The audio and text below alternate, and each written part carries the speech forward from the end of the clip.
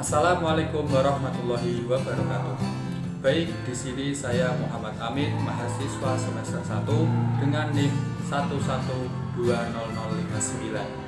Prodi Pendidikan Agama Islam di Sekolah Tinggi Agama Islam Pati. Pada video kali ini saya akan membahas tentang kewarganegaraan, yaitu salah satu subtopik dari mata kuliah Pancasila yang diasuh oleh Ibu Umi Nawwiroh, SPDI, SPD, MPD. Baik, mengenai kewarganegaraan kita akan membahas 5 topik, yaitu 1. Pengertian kewarganegaraan, 2. Asas kewarganegaraan Indonesia, 3. Masalah yang timbul dalam penentuan kewarganegaraan, 4. Asas apa yang dianut oleh negara Indonesia, dan yang kelima, pengertian warga negara Indonesia. Itu sekarang nomor 1, pengertian kewarganegaraan. Menurut Kamus Besar Bahasa Indonesia, istilah kewarganegaraan memiliki arti keanggotaan yang menunjukkan hubungan atau ikatan antara negara dan warga negara. Kewarganegaraan diartikan segala jenis hubungan dengan satu negara yang mengakibatkan adanya kewajiban negara itu untuk melindungi orang yang bersangkutan. Sedangkan kewarganegaraan menurut Undang-Undang Kewarganegaraan Republik Indonesia adalah segala ikhwal yang berhubungan dengan negara. Sedangkan pengertian warga negara adalah penduduk sebuah negara atau bangsa yang berdasarkan keturunan, tempat kelahiran, dan sebagainya mempunyai kewajiban dan hak penuh sebagai seorang warga negara dari negara itu. Kemudian yang termasuk dalam warga negara dengan kewarganegaraan Republik Indonesia diantaranya adalah 1. Setiap orang yang berdasarkan peraturan perundang-undangan dan berdasarkan perjanjian pemerintah Republik Indonesia dengan negara lain sebelum Undang-Undang Nomor 12 Tahun 2006 berlaku sudah menjadi warga negara Indonesia. Yang kedua, anak yang lahir dari perkawinan yang sah dari seorang ayah dan ibu warga negara Indonesia. Yang ketiga, anak yang lahir dari perkawinan yang sah dari seorang ayah warga negara Indonesia dan ibu warga negara asing. Nomor 4, anak yang lahir dari perkawinan yang sah dari seorang ayah warga negara asing dan ibu warga negara Indonesia. Nomor 5, anak yang lahir dari perkawinan yang sah dari seorang ibu warga negara Indonesia tetapi ayahnya tidak mempunyai kewarganegaraan atau hukum negara asal ayahnya tidak memberikan kewarganegaraan kepada anak tersebut. Kemudian nomor 6, anak yang lahir dalam tenggang waktu 300 hari setelah ayahnya meninggal dunia dari perkawinan yang sah dan ayahnya warga negara Indonesia. Nomor 7, anak yang lahir dari luar perkawinan yang sah dari seorang ibu warga negara Indonesia. Nomor 8, anak yang lahir di luar perkawinan yang sah dari seorang ibu warga negara asing yang diakui oleh seorang ayah warga negara Indonesia sebagai anaknya, dan pengakuan itu dilakukan sebelum anak tersebut berusia 18 tahun atau belum menikah. Nomor 9, anak yang lahir di wilayah negara Republik Indonesia yang pada waktu itu lahir tidak jelas status kewarganegaraan ayah dan ibunya. Nomor 10, anak yang baru lahir yang ditemukan di wilayah negara Republik Indonesia selama ayah dan ibunya tidak diketahui atau belum diketahui. Nomor 11, anak yang lahir di wilayah negara Republik Indonesia apabila ayah dan ibunya tidak mempunyai kewarganegaraan atau tidak diketahui keberadaannya. Nomor 12, anak yang dilahirkan di luar wilayah negara Republik Indonesia dari seorang ayah dan ibu warga negara Indonesia yang karena ketentuan dari negara tempat anak tersebut dilahirkan memberikan kewarganegaraan kepada anak yang bersangkutan. Kemudian yang terakhir, nomor 13, anak dari seorang ayah atau ibu yang telah dikabulkan permohonan kewarganegaraannya kemudian ayah atau ibunya meninggal dunia sebelum mengucapkan sumpah atau menyatakan janji setia. Kemudian untuk yang kedua, asas kewarganegaraan. Pengertian asas kewarganegaraan sendiri adalah dasar hukum bagi kewarganegaraan atau penduduk warga sebuah negara. Orang yang sudah memiliki kewarganegaraan tidak jatuh pada kekuasaan atau wewenang negara lain. Negara lain tidak berhak memperlakukan kaidah-kaidah hukum kepada orang yang bukan warga negaranya. Penduduk suatu negara dibedakan menjadi dua, yaitu yang pertama warga negara. Warga negara sendiri memiliki arti mereka yang secara hukum merupakan anggota suatu negara. Kemudian yang kedua yaitu warga negara asing, adalah mereka yang belum menjadi warga negara. Jika mereka ingin menjadi warga negara, mereka harus melalui proses yang disebut naturalisasi. Apa yang disebut naturalisasi? Naturalisasi atau kewarganegaraan adalah sebuah proses perubahan status dari penduduk asing menjadi warga negara suatu negara. Proses ini terlebih dahulu harus memenuhi beberapa persyaratan yang ditentukan dalam peraturan kewarganegaraan negara yang bersangkutan. Hukum naturalisasi di setiap negara berbeda-beda.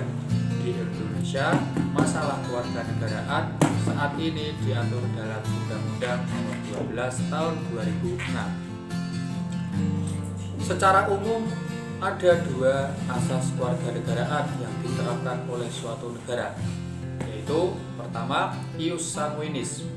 Asas ius sanguinis atau asas keturunan yang menetapkan kewarganegaraan seseorang menurut keturunan atau pertalian darah. Artinya, kewarganegaraan anak bergantung pada orang tuanya, meskipun anak tersebut lahir di negara lain bukan kewarganegaraan orang tuanya. Misalkan seorang anak dilahirkan di negara B yang menganut asas ius sanguinis, sedangkan orang tuanya warga negara A, maka anak tersebut tetap menjadi warga negara A. Jadi asas ius sanguinis ini menetapkan kewarganegaraan seseorang menurut keturunan atau pertalian darah. Misalkan Anda lahir di Indonesia, tetapi orang tua Anda itu orang luar atau orang Amerika misalnya, maka Anda tetap mempunyai kewarganegaraan Amerika. Contoh-contoh negara dengan sistem asas kewarganegaraan ius sanguinis yaitu sebagai berikut: Belanda, Belgia, Bulgaria, Korea Selatan, Kroasia, dan seterusnya. Kemudian nomor 2 yaitu asas ius soli. Asas ius soli atau asas tempat kelahiran yang menetapkan kewarganegaraan seseorang menurut tempat kelahirannya. Artinya, kewarganegaraan anak akan diberikan jika anak tersebut lahir di negara yang menganut asas ius soli.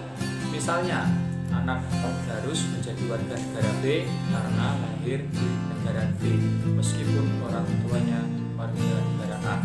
Jadi contoh seumpama Anda keturunan dari orang Malaysia, tetapi Anda lahir di Dapur, maka Anda menjadi warga negara Dapur. Canda, itu cuma contoh. Baik, contoh negara dengan sistem asas kewarganegaraan ius soli yaitu Argentina, Amerika Serikat, Brazil, Bangladesh, dan lain sebagainya. Keberadaan asas kewarganegaraan tersebut kerap kali menimbulkan masalah. Hal ini karena ada negara yang menganut asas ius sanguinis dan ada pula negara yang menganut asas ius soli, sehingga akan muncul masalah bipartit, multipartit, dan apatrid. Apa itu bipartit, apa itu multipartit, dan apa itu apatrid akan dibahas pada pembahasan nomor 3, masalah yang timbul dalam penentuan kewarganegaraan, yaitu yang pertama, 1. Bipartit. Pengertian bipartit adalah seseorang yang memiliki dua kewarganegaraan ganda.